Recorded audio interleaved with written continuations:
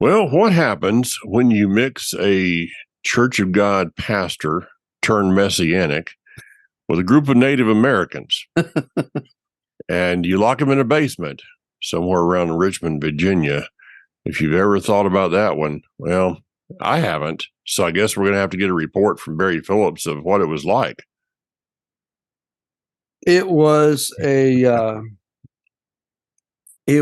a powerfully impacting, one might even say life-changing event. We spent 2 days at MAPS Global, which was a very large room, ample space with a stage. We had 3 earth drums. One, two, three. Yeah, I think 3 earth drums going simultaneously with the 4 to 5 people around each one. And it had to be the Ruach HaKodesh, Mike, that they all stayed on the same beat. That was cool. Yeah. We had native flutes, we had shofars, we had hand drums, we had guitars, violin, flute, and keyboards, and a trap drum set that was very, very interesting. So we had lots of rhythm, lots of piercing the heavens, a lot of musical values, and a lot of singing the Creator's name. Yeah. Sometimes the English went over into the native Weha ya Weha ha ya Weha ya type thing, and the native. There was a brother. His name was Gerard. He was, from what I understand, if I get this correct, he was born in the Caribbean and raised as Taino, which is the native culture of Puerto Rico. Chief Joseph Riverwind, who is also of that nation, said that they were the ones that found Columbus when he got lost in the Atlantic. But he has since moved, Gerard has since moved to Canada and has become a part of the Mohawk Nation. And his regalia was incredible.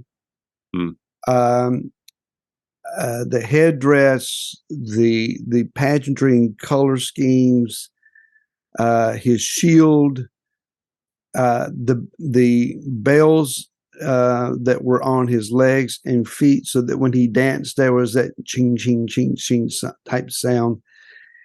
And to watch this man dance with intensity for his Creator, your mouth just kind of hung open, and you realize, this is important, you realize that most, if not almost all, depictions of Native Americans in TV dramas, old westerns, all the way up to modern films, is grossly wrong. Well, wait a minute, Barry. Wait a minute. You're telling me that Hollywood doesn't know what they're talking about? Especially when it comes to Native American representation, yes. Yeah. Or anything else. I mean, I'm thinking about, anyone in law enforcement, myself from air traffic control. It's like these people are, I would like to say dirt stupid, but I don't want to insult dirt. To think that you can't do anything without, it's like the weather person a few years ago that said they called them the fan boats. It's yeah. So okay, so it's just another one in their thing of wrong. It said that there's an exception to every rule except for the rule that Hollywood is going to be wrong. So go for it. Well, a classic example. Joseph Riverwind held up his hand drum and he did the typical native beat as represented on TV. Bum, bum, bum, bum, bum, bum, bum. Yeah, yeah. He said no First Nations peoples anywhere ever use that beat. Yeah. He said what they use is the heartbeat. Boom, boom, boom, boom, boom, boom type. Wow. So, but when Gerard was dancing, we have been told by spiritual leaders, I won't just say church leaders, by spiritual leaders, we'll put it that way, that the regalia, if it involves bear claws or beadwork or feathers or any of the cultural designs that are important and symbolic to these people, that it's all pagan, that it all represents demons and false spirits, that First Nations people they're out there praying to bears and mountain lions and trees and rocks and mysterious spirits that float in and out of their teepees. As Hanoch Young famously has been quoted saying many, many times, y'all got to stop making things up. The earth drum is not the summoning of demons. It is the worship of the Creator. When you have the earth drum breaking up things in the earth and the shofar sounding and piercing the heavens, and then the heavens and the earth come into agreement together, it's overwhelming. Mm-hmm. To listen to their songs, crying out to Him, worshiping and adoring Him, being faithful to the assignments that they've been given as keepers of the land, keepers of His presence and His truth, and guarding that, and see then in their various regalia demonstrating what's important. Couple of things that I learned, Mike, and there is, on my mom's side, it goes back to colonial days where my mom's ancestor, living in just north of where I'm at now in Rappahannock area, had two native wives. One, I think, was Rappahannock. The other, it was stated, as a Cherokee woman. He and the Cherokee woman had a son, William Jr., who also then married a Cherokee woman. And I don't know how many more generations involved, but that was noted, those two. So, and Dr. Sakina says, if you got one drop of native blood, you're native. We're not looking for quantum here. When someone says, well, how native are you? His response is, enough. So, Laura has some Cherokee ancestry on her biological father's side as well. So when we heard the Cherokee language being spoke, it was one of those moments where your Hebrew DNA jumps up through the top of your being when you hear the shofar blown for the first time. When we heard that language being spoke, both her and my DNA was, doing the vibration thing type thing. And Laura just sat there and wept. Wow. And wept profusely. When Gerard had finished his one of the dances, he and his wife were going to lead worship. His wife has an incredible voice, very capable keyboard player. He came up and he walked by us to stand right beside of me. He's going to play a variety of flutes and so forth, hand drums. Laura said the presence that he walked in is kind of like where you walk through waves of the Spirit, and it kind of, ripples effect. She said it nearly knocked her down. Wow. I noticed her staggering. I thought she might, did she just lose her balance with it? No, it was the presence this man walked in. But the overall effect and attempt was for the First Nations people and all the variety that was represented there to give honor to Israel, as both Israel and First Nations people are tribal people. Mm-hmm. The matriarchal lines are important. They both understand indigenous hearts for the land in which they have been entrusted with, that the land is extremely valuable to them, the protection of their language, the protection of their culture, the training of their children to rise up in subsequent generations to continue their values and their legends, their stories. The incredible heart for the Creator, being thankful for who they are and their identity and who they've been called to be. I mean, the similarities go on. And so the heart here was to acknowledge Israel, to give honor to Israel. There's a lot of protocol. And people who may watch this on Facebook and the recordings of it, maybe on YouTube, we say, well, you know, what's with all of this talking and extended explanations of protocol gifts between people? It was a different experience for most folks, but it's important in this regard. It's not enough just to say, hey, I bought this for you and I just want you to have it. Mm-hmm. It's, why did you select this for this person? What is the symbolism of the gift that matches the character of the recipient? Yeah. I want to go back to something you said of identity.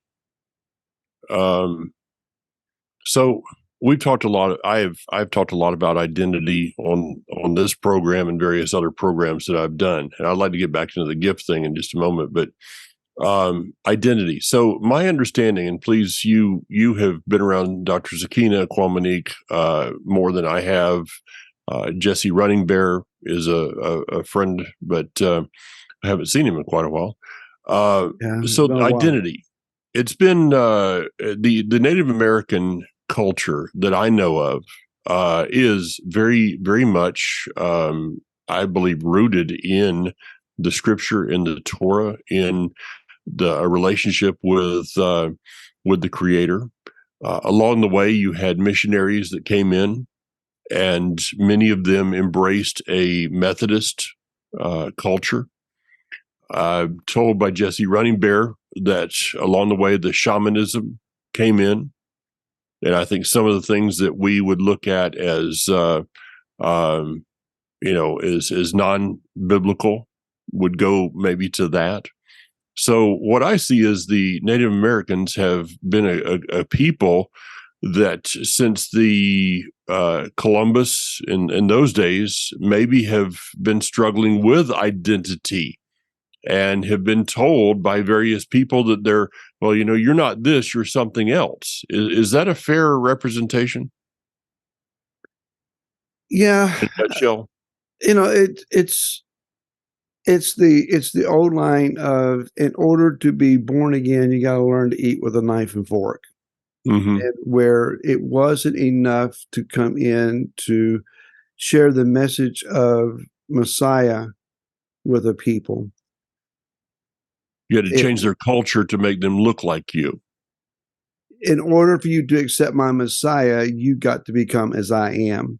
Yeah. And it's not, we do that all the time. Yeah. You're going to come to this church. Well, then, brother, you're going to wear your hair this way and you're going to wear a suit and tie, or you can't wear a suit and tie here. Yeah. And you got to dress down, or you can't, the culture of our group. People come in and they look around and they may say, I like the message, but I don't want to end up looking or acting like these people because that's not who I am. Mm-hmm. Or else someone comes in that's not like the main flow of the group, and everyone looks at them and thinks, what are we going to do with them? Yeah. So that it's insulting.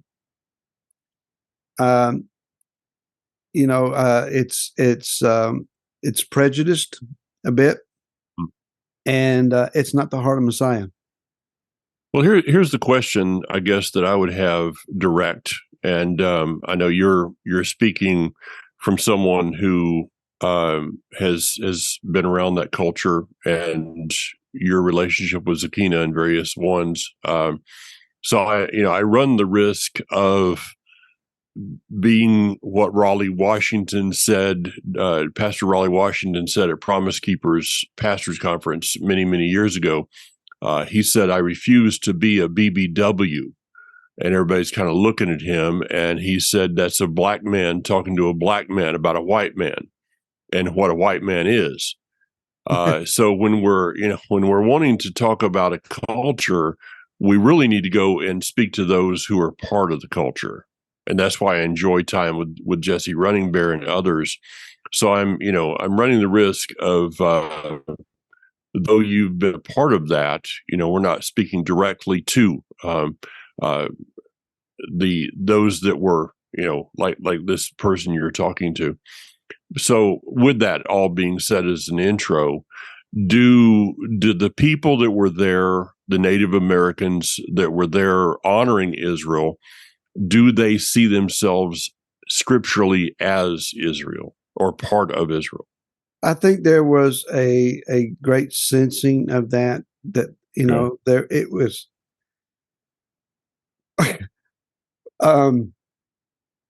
Friday evening, as the sun was beginning to go down, we were the leadership, the musicians and singers and drummers and all of that group.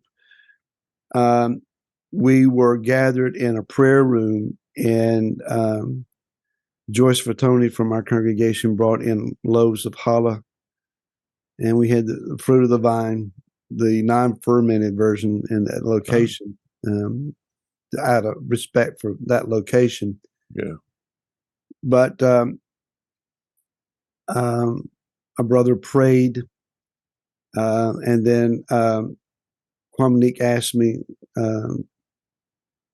if I, about praying the Hebraic prayers over that. And so we blessed the bread and the cup, and there we had a large variety of expressions of people in their dress, some in very dramatic, very, very colorful regalia and presentation, taking that bread and that cup and honoring Shabbat together, and acknowledging this is Shabbat. So part of the answer to your question, Mike, is when we are in Messiah, we are in Israel. Yeah. To become a believer in Messiah, Yeshua, he is the Messiah, not of the world necessarily. I mean, yes, he came to redeem the world, but he is the Messiah of Israel. And when we become one with him, he brings us into a covenant body called Israel. It's not about your DNA, at least not your physical DNA. It's about your spiritual DNA. And there's a transformation of your spiritual DNA. But yes, there is an understanding of this vital connection. Okay. So I guess that brings me to something else. You said something about the DNA, and how that is something. What I see in, we have come through identity crisis several times. Yeah. You're Baptist. For me, I was a Baptist, then I was a Nazarene, then I was Assembly of God, then I was non-denominational, which means you're basically a mutt. And you kind of run through these things and you figure out you're Israel. But somewhere along the way, I see that people, instead of trying to embrace their spiritual DNA, they can become go down a non-kosher rabbit trail that in which their physical DNA is the driving force. Therefore, people converting from one thing to another, or someone that's involved in this walk, they've opened the scriptures to Romans, to Ephesians, and said, okay, now in Messiah, and I love your statement that would be a program of itself, of he is the Messiah of Israel, not the Messiah of the world. I think people probably get confused on that one. So maybe we can come back to that at a later date. So people can say, okay, well, I'm part of Israel now, but I can't be in Israel. I don't really know how does a Hebrew dress? Well, let's see. If I look in scripture, they wore dresses, so I'm not going there. The only thing that I can do regarding Hebrew dress is the blue thread on the corner of my garment, but that's not really enough because I need something more. So here's something that I can embrace over here, which is my Native American physical DNA. Can that get us confused also and maybe sidetrack us from the truth of our spiritual DNA, which should be the greatest importance? Well, first thought came to mind is I'm going to go on Amazon and order you a kilt. I just need to figure out from Kathy what size to get. Very small. I want to see you play golf in a kilt. That's going to be fun. All right. The other part of that is there'd be some kilt about it. Yeah, you might get kilt on the course down there. Rav Shaul said this, and Ephesians, he talked about putting on the whole armor of Elohim. And I think it's in Romans that he says that we are to put on the armor of light. Mm-hmm. Days now, night hand, take off the garments of the night. We're no longer of the night or the darkness. Put on the armor of light. Yes, that's a spiritual metaphor. I get that. But it's also an important reality that we dress ourselves in the elements that are symbolically represented: truth, walking in the spirit, walking in belief, having righteousness, and so on, that we understand. We put these things on. We are born into an American society, and American society and culture has been shifting since the day we got started. It was turned on its head in the late 50s all the way up to where we are now, to where anything is culturally acceptable, no matter how weird, perverted, or obscene it might be. It's all acceptable. So we are to dress ourselves, present ourselves and our garments as that which is set apart, that which is modest, and that which is reflective of the heart and the character of Messiah Yeshua. So, no, I'm not going to put on a skirted garment because that's what David wore, or what Moshe wore, or what Yeshua wore. But I will dress in a manner that I believe is pleasing to him. So, Yeshua's heart can transcend a variety of cultures. Mm-hmm. So in one culture, the styles will change as opposed to another, the colors and so forth. Some people wear nothing on their head, maybe a ball cap or something other in America, but in some cultures, what you wear on your head is very important, and it says something very distinct. So you just don't grab something, stick it on your head. Yeah. So when I go to Israel, a lot of the men that you see, many of the men you see, will wear kippahs. I don't wear one when I'm in Israel. I may wear a ball cap. If I go to the wall, I will have my head covered. and Yeah. that is required. Yeah. But It's a place of honor. Yeah. Because I don't wear a kippah, I don't allow my seat to be visible. Correct. I know that they're there, but it's offensive to my brother Yehuda if you are wearing seat without a head covering. And so, rather than cause animosity or upset or a religious, I won't say argument, a religious debate with someone, you're mindful of where you are. Yeah. There's no need walking around sticking your finger in people's eyes and saying, get over it. But I think that I'm not so much looking at what other people think. I'm looking at more at my own identity and trying to, we live in a day of identity confusion. That is being brought out in the movements of our day. You can be totally, absolutely convinced of your gender, however, live in identity confusion of who you are, not your outward appearance, not as we've talked about, the dirt man. The dirt man, you can be totally convinced about that, but yet the inner man, you can have great confusion over.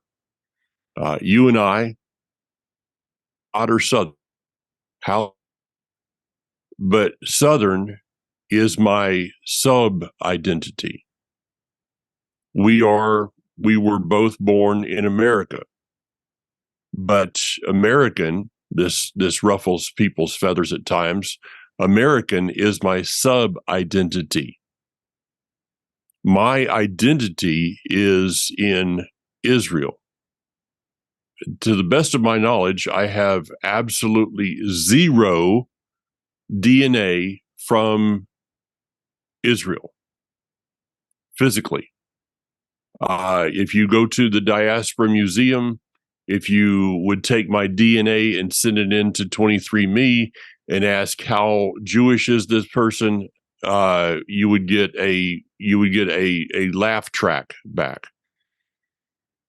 So I have no identity in that. That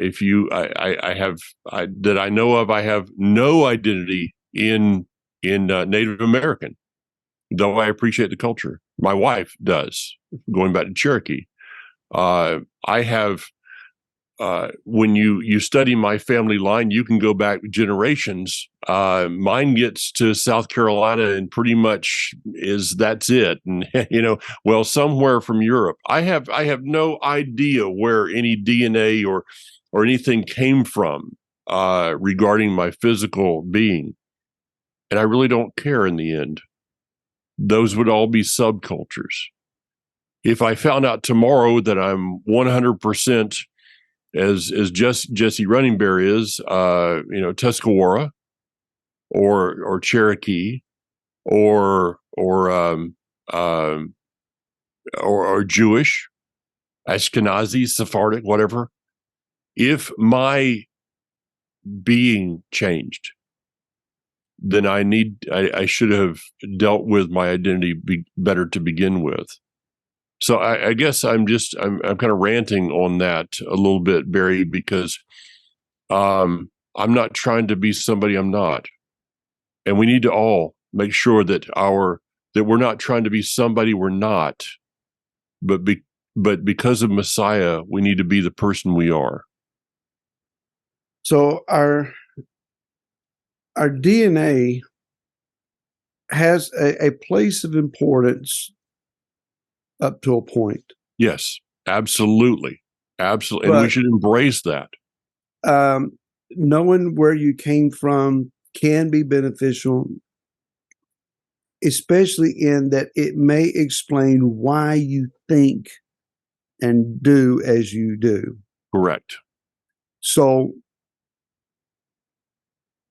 the way we perceive the world, our perspective of life, our demeanor and relationships with others, all of that is supposed to be refined by the Word and by the Spirit. Mm-hmm.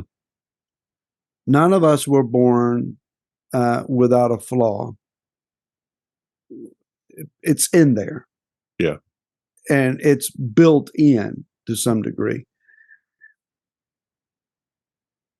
The purpose then of coming to Messiah is to renew who we are into someone that is as he is and not as we have been or as those before us have been. We may have righteous influences in our lineage, and we draw from those influences. A lot of people have unrighteous influences, and we try to get away from those things. I said this in a Midrash with David Jones yesterday for a B'nai Yosef North America radio program. Our salvation is not a self-improvement technique. Yeah. It is a life change. It is to become not a better version of ourselves. It's to become somebody completely new. Yeah. So what is our culture, Mike? The Torah is the culture of the Hebrew people, the culture of the kingdom people. When we go into the kingdom of Yeshua, the culture of that kingdom is spelled out for us in the Torah. There will be just weights and measures. Our business practices will be above board.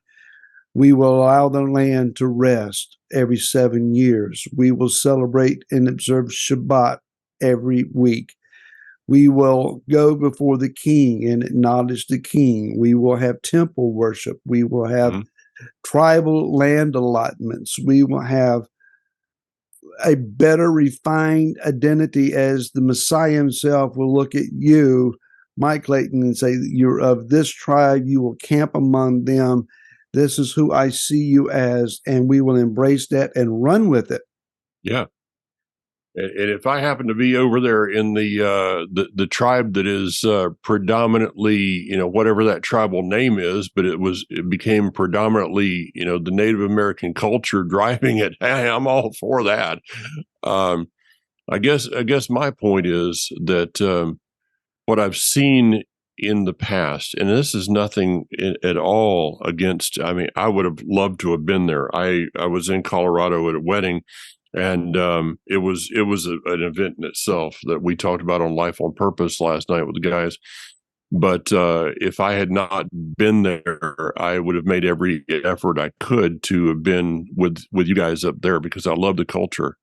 But at the same time, if I walked out of there, or if I, no matter where I go, if I walk out of there with a different identity than I walked in, then maybe my identity in Messiah is not truly as stable as it needs to be. So I can learn, and I can learn some things that are, the Native American way of worship. I could embrace that in a heartbeat. That not, no pun intended with the drums. I could embrace that in a moment. Kathy has three Native American flutes. Wow. I just that puts me as a non-musician into a different realm. The sitting down watching as Chief Hunt and Jesse Running Bear were on the Earth drums a couple of years ago. I was in a meeting. I mean, it was that's phenomenal. The talking stick, all of those things are so amazing. But yet, in the end, my identity has to be in Messiah. So it's just kind of a, call it a rant, whatever you want. But I embrace the cultures because in the end, in the kingdom, we're going to have those different cultures. Can you imagine what it's going to be like to have Jewish folk dance to the earth drum?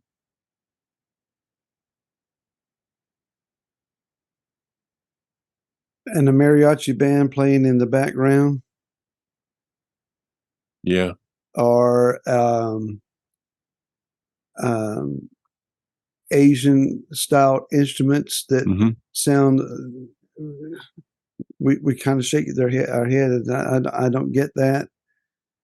Well, Or what we do know is that anything having to do with disco will be outside the city gates with yes, weeping and gnashing of teeth. that will be true. That will be true. Uh, a couple of final thoughts here, Mike. Encountering people with a different cultural expression, dress, style of worship.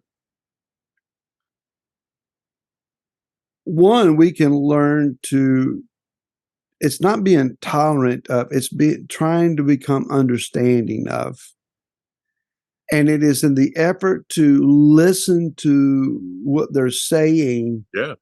and what it is that their heart is about concerning it, enables you then to do more than just say, well, that's for you, it's just not for me.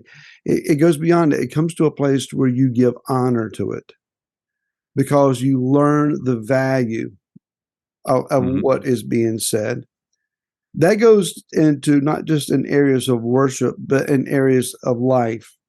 Yeah. People coming into our congregation that are not like ourselves, before we write them off, the honorable thing to do is to listen to their story and hear how it is that they came to the place that they are, without formatting a plan in your mind as to how you can take them from where they are to where you think they ought to be, which is more like yourself. Yeah. So whether we would understand it or not, we are not the ultimate goal of how people need to be in Messiah. He is.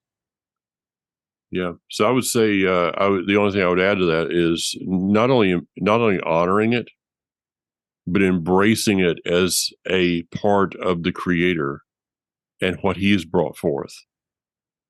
So when we see things that are different, maybe that's because the Creator is trying to get us to open ourselves up to something that is a different culture than ours, than what we grew up with, or something that can actually add to our own experience with the Creator, with the Messiah. Psalms 91 talks about abiding under the wings of the Almighty. Wings have feathers. Imagine that. So I had the privilege and the opportunity to give honor to Dr. Sakina, who could not be there. Wow. By wearing on Saturday evening, we came in a great grand entry, which is everyone dancing and parading in to the room in full regalia. Most people look at it and say, well, that's your costume. It's not a costume, because the regalia is about that which is personally identifiable to you. But he sent his chief coat for me to wear and his headdress. And putting that on, number one, the coat fit. It was warm. It was a quilted coat. And part of that building didn't have air conditioning. Oh. And the headdress was, it was warm. Laura was, Kwamanique, Dr. Sakina's wife, Kwamanique, gave Laura part of her personal regalia to wear. And she looked like a native princess. But the honor of marching in and dancing in, wearing those particular items, it awakened something in me. Yeah. And so, oh no, Barry's going to go native. It is an awareness of something that's there. Yeah. And I need to know, I want to know, I don't need to know, but I want to know why it's there. Yeah. And what Yah is saying through that. I have, Welsh ancestry is predominant. And there's a lot of things that I still need to try to understand about that aspect of who I am. Studying your genealogy can be a fruitless rabbit trail endeavor if it consumes you to the place of total distraction. Learning from your personal history and understanding why you are as you are, who you are as you are, helps you to understand perhaps the next step is to how I can become more like him. Yeah. We don't write off our past completely to embrace our future, No. Mike, because the past is the foundation that we're standing on. Well, I guess I would have to say in studying out our physical DNA, remember that physical DNA always goes back to Adam. And it is only through the study and embracing of our spiritual DNA in Messiah that we can overcome the physical DNA of Adam. Very true. Very true. All right. So our heart today is be patient with people that are different than yourselves. Find ways to show honor. Listen to someone else's story. You may learn something. Yeah, you never know. And with that, I got another program due today. I'm running behind this week because our son's coming in from another culture, South Korea. Oh, boy. So, I've got to practice my kamsinada, and that's the only word I know. Hopefully, with Sungi here for another 12 days, I'll be able to find one more word. There you go, Mike. I'm proud of you. You're right. growing. Yeah, We'll see you again next week, folks. Thanks for listening in.